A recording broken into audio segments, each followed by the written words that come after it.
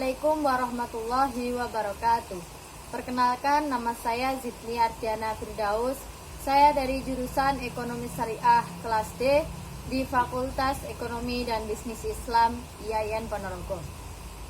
Saya akan melanjutkan penjelasan dari teman-teman saya, yaitu Mila dan juga Aisyah, tentang sejarah pemikiran ekonomi Islam dari Adi Warman Aswar Karim di Indonesia. Tadi sudah banyak penjelasan dari teman-teman saya. Saya akan menjelaskan tentang uang, zakat, bank syariah, dan juga mengkonversi menjadi bank syariah. Di sini saya memegang catatan kecil karena takutnya saya nanti malah salah menjelaskan, terus nanti teman-teman jadi salah paham. Jadinya saya menjelaskan dengan pedoman catatan kecil ya. Yang pertama yaitu uang. Uang adalah alat tukar yang digunakan secara luas, dan sebelumnya itu ada ilmuwan-ilmuwan barat yang membicarakan tentang uang. Tetapi sebelum ilmuwan-ilmuwan barat itu membicarakan tentang uang, ilmuwan-ilmuwan muslim sudah terlebih dahulu berbicara tentang uang, yaitu tokohnya ada Ibnu Khaldun, Ibnu Taimiyah, dan juga Al-Ghazali. Di sini dengan adanya uang sebagai nilai barang, uang berfungsi sebagai media tukar. Namun, uang tidak dibutuhkan terhadap uang itu sendiri. Dan uang tidak mempunyai harga, akan tetapi uang itu bisa merefleksikan harga semua barang. Karena uang adalah media tukar, maka tidak boleh melakukan penimbunan atau menarik uang sementara.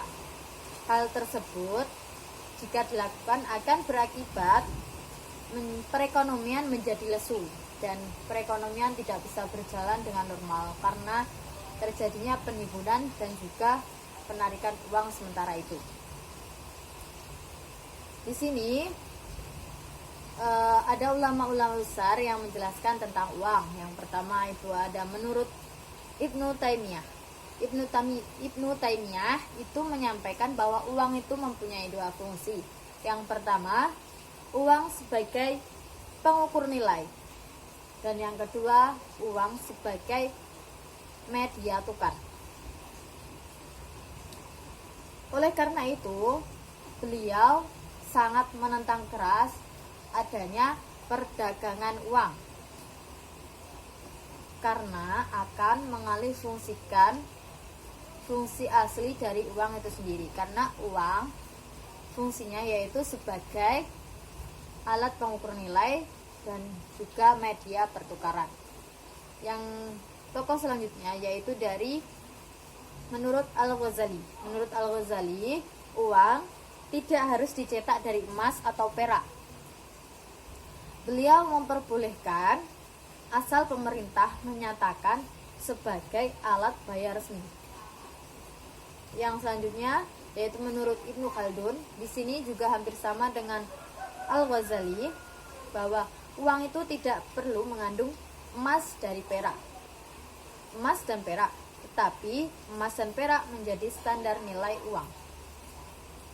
Selanjutnya yaitu tentang zakat. Zakat, pentingnya peranan zakat dalam Islam.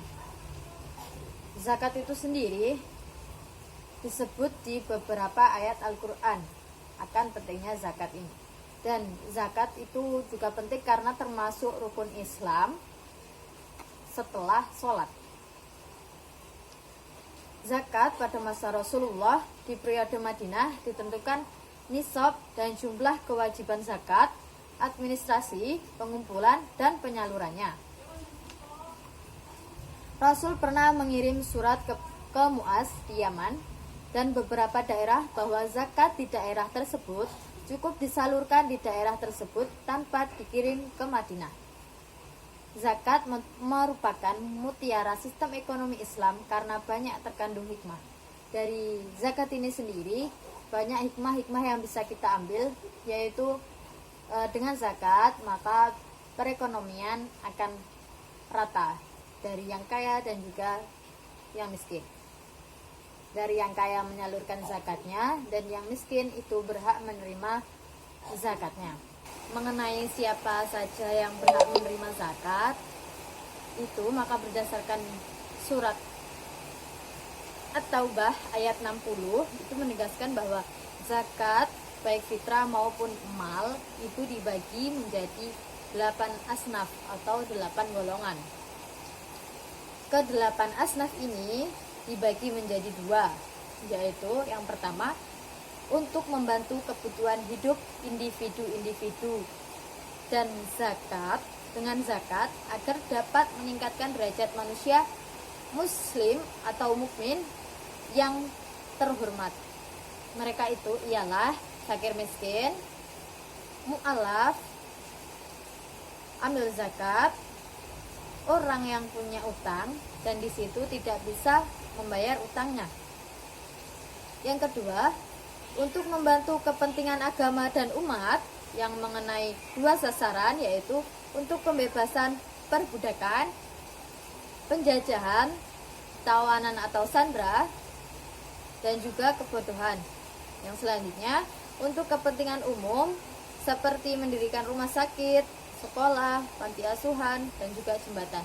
Jadi di sini zakat itu bisa disalurkan untuk membangun jembatan, rumah sakit, musola, dan juga tadi untuk pembebasan dan juga penjajahan.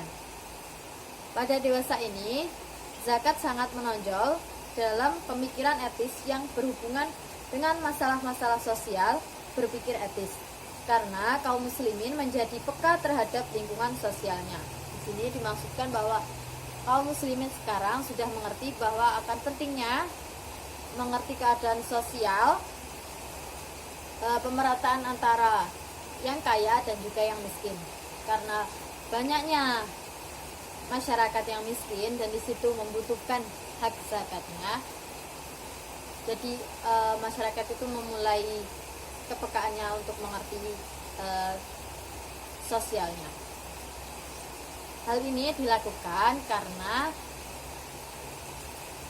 bertujuan untuk pemberantasan kemiskinan di Indonesia ini. Lanjut lagi ya, dari Bank Syariah.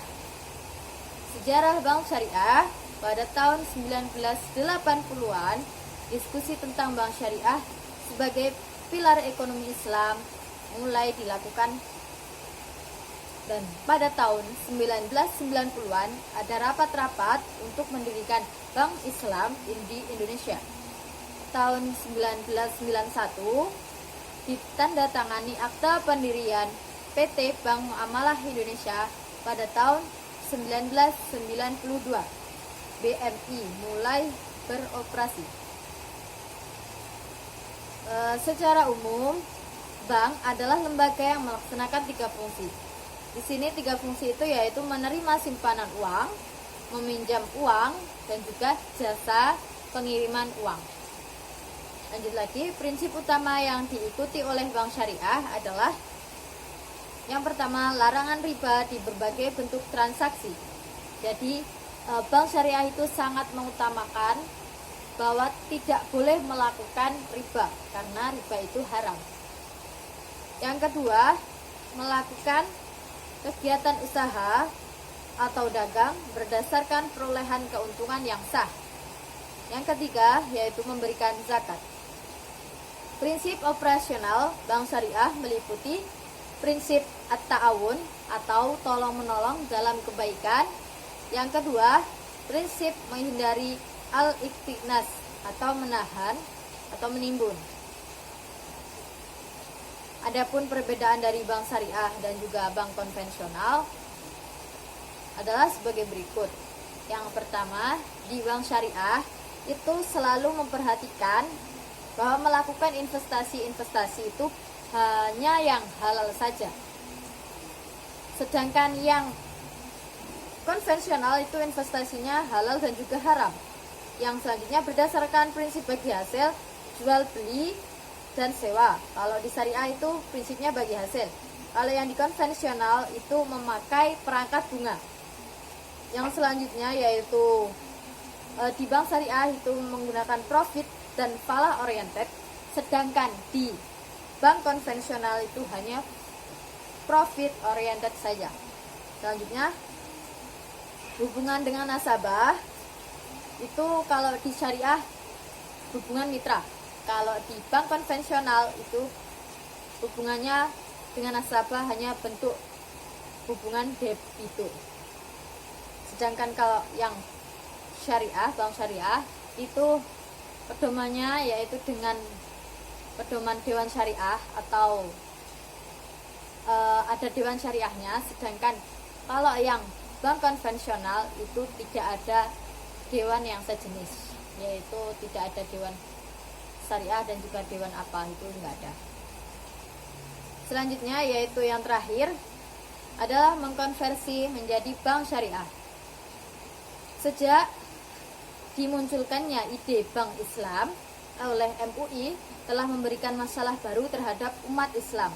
Masalah ini berkaitan dengan rujukan sehingga setelah dikeluarkannya UU Perbankan nomor 7 tahun 1992 telah melegakan umat Islam dan memberi peluang berdirinya bank syariah. Sebenarnya ada beberapa pengalaman yang dapat dijadikan rujukan seperti Sudan dan Iran. Jadi kita belajar dari pengalaman dari negara-negara lain yang sudah menerapkan bank syariah. Di sini ada cara mengkonversi, itu mengkonversi bank menjadi bank syariah itu dapat dilakukan dalam beberapa tahap, yaitu konversi liabilitas atau tabungan dan juga deposito. Jadi di sini merubah pola tabungan dan juga deposito itu tanpa adanya suku bunga. Yang kedua yaitu konversi kredit menjadi skim murabahah. Yang ketiga, konversi bank garansi dan produksi yang berbasiskan fee menjadi skim jualah dan ijarah. Yang keempat, itu mengkonversi kredit rumah menjadi skim musyarakah mutanakisah. Yang kelima, konversi kredit modal menjadi mudharabah dan juga musyarakah. Yang keenam, konversi pinjaman murni jadi qard. Terus yang terakhir itu mengkonversi pasar uang antar bank jadi sesuai syariah. Jadi intinya dari pengalaman dari berbagai negara itu berusaha untuk mengkonversi bank-bank yang belum melaksanakan sesuai dengan syariah itu diganti dengan tadi pilihan-pilihan yang sudah disampaikan tadi. Ya mungkin cukup itu yang bisa saya sampaikan. Mungkin kalau teman-teman ada yang belum paham dan juga mungkin tadi penjelasan saya ada yang kurang jelas, bisa ditanyakan di diskusi kelas kita di grup WA. Cukup sekian yang bisa saya sampaikan. Wabillahi taufiq wal hidayah. Wassalamualaikum warahmatullahi wabarakatuh.